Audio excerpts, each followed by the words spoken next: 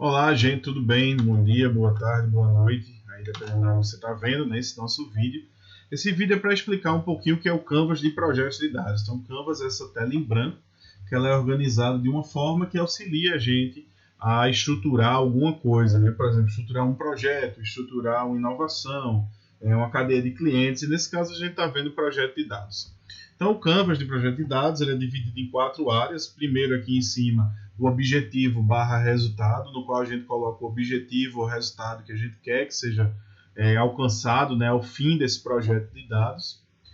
As perguntas que a gente vai fazer para os dados, então que coisas a gente quer resolver, resolvidas com o nosso projeto de dados, com a nossa análise, nosso modelo de aprendizagem de máquina, nosso BI, nosso BA.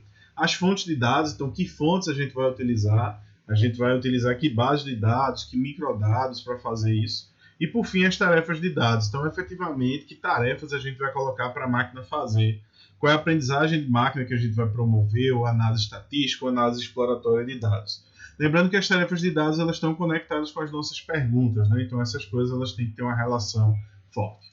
Então, vou mostrar para vocês aqui um Canvas, né, de projeto de dados que a gente utilizou no artigo que vocês leram na disciplina, que é o artigo de mineração, né, do perfil dos estudantes no Enem 2019, certo? Tá a referência lá no nosso curso. Então, quando a gente fez, né, esse projeto de dados, que virou um artigo, a gente queria melhorar as políticas públicas para o terceiro ano de ensino médio.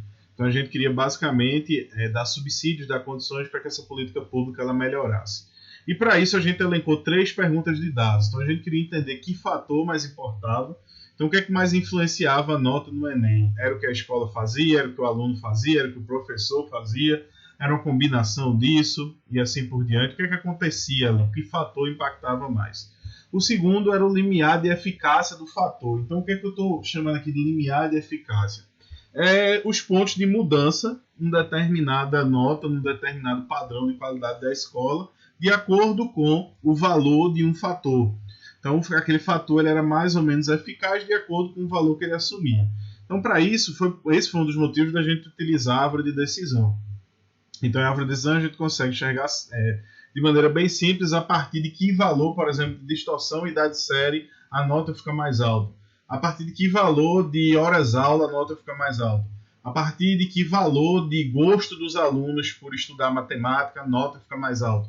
Então, entender esses limiares é importante, até pela perspectiva de inteligência artificial explicável, interpretável, na qual, quando você oferece esses limiares, né, esse fator assim, de mudança, que a gente chama de contrafactual, né, você facilita a compreensão de quem não é tão familiarizado com a aprendizagem de máquina do que está acontecendo. Então, quando você diz assim, a partir de 20% de distorção em idade série, a nota muda. É fácil para a pessoa entender que se tiver 19, vai ter uma nota, que se tiver 20 ou mais, vai ter outra.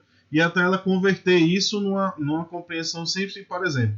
Se eu tiver um estudante para cada 5 em distorção, minha nota tende a ser mais baixa. Se eu tiver um estudante para cada 6, a minha nota tende a ser mais alta. E por fim, a última pergunta era: que nota tende uma escola a ter? Então, dado um conjunto de variáveis, um conjunto de atributos, que nota tende a ser a da escola, certo? E aí, para a gente fazer essas perguntas, né, para a gente conseguir respondê-las, a gente pensou as fontes de dados.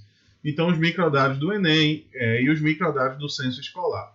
Para dar conta dessas perguntas, a gente pensou que tarefas a máquina teria que fazer. Então, a primeira era minerar os dados, já que a gente tem, vocês podem ver esse detalhamento no artigo, a gente tem um conjunto aí, salvo engano, de 60 e tantos, quase 70 variáveis do Enem, no questionário sociocultural, fora as variáveis que a gente usou para enriquecer a análise, né? Então é um volume muito grande, né, que a gente não consegue dar sentido sozinho. Então, para a gente entender que fator mais importa, primeiro a máquina teve que minerar os dados, teve que fazer essa análise aí exploratória. Para a gente entender os limiares, a gente tinha que entender que características mais importavam e descobrir o valor de mudança, né, que a gente chama esse limiar. Então, para isso, a gente usou uma técnica de permutação de variáveis. A gente colocou e tirou variáveis do modelo e viu quão aquele modelo ele degradava, ele perdia de informação, ele perdia de performance com e sem a variável. E, por fim, a gente usou, né, a floresta aleatória, que permitiu a gente também minerar e ver a permuta de variáveis, para tentar predizer qual era a nota do Enem daquela escola, dado aquele conjunto de características, aquele conjunto de variáveis, que a gente viu que era importante, dados limiares que a gente conseguiu entender na parte de mineração dos dados, ok? Então é isso. Para atender a atividade, vocês vão ter que construir o Canvas de dados, é a primeira fase, a primeira parte. E a segunda é implementar esse Canvas, ou seja, é juntar esses dados a partir do que a gente aprendeu nas aulas e também fazer a aprendizagem de máquina que permita responder as perguntas de dados que vocês têm, ok? Que vocês mesmos definiram, beleza? É isso, gente. Qualquer coisa, deixa um comentário, ou se estiver fazendo um curso com a gente, deixa uma pergunta, um comentário lá na plataforma no Google Classroom. Até mais!